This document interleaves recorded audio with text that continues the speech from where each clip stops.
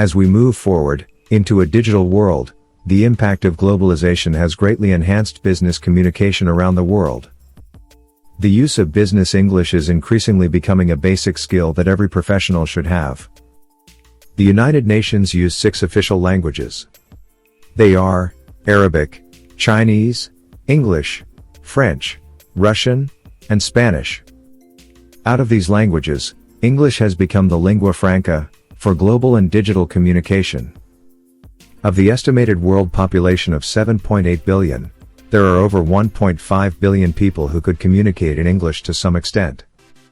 And out of the 195 countries in the world, 67 nations have English as their primary and official language. There are also another 27 countries where English is spoken as a secondary language. Despite the increasing use of English globally, many people are not necessarily familiar with the English culture. And many people who use English for professional communication are unaware of the cultural diversity of other native or non-native English speakers around the world. It is extremely important for professionals to be aware of the intricacies of cultural diversity.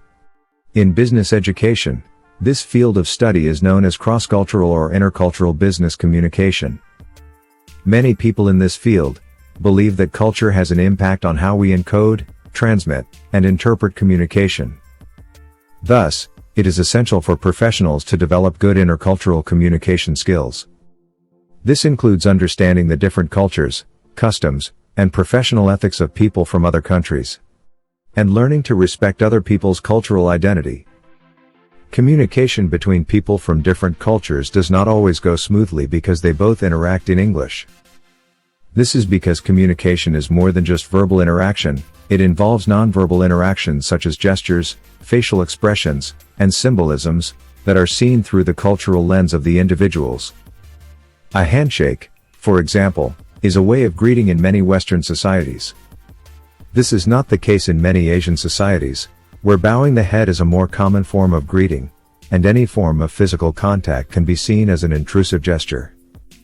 For these reasons, professionals should have good cross-cultural communication skills to avoid using offensive expressions or gestures to people from other cultures. Although there are no golden rules to follow for good intercultural communication skills, here are some tips that will help improve the use of discretion when dealing with foreign business associates. When communicating in English with people from other cultures, choose your language carefully. Try to avoid very informal slang or expressions, also avoid idioms and sarcasm. Use simple, clear language to get your message across when working with colleagues or business partners from other cultures. Try to find out a little about their cultures. Learn about other cultures in general. Watch for gestures that may be offensive or mean something different in other cultures. Being knowledgeable about other cultures will greatly improve your intercultural communication skills.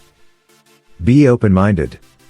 People may not behave the way we expect them to because of cultural differences.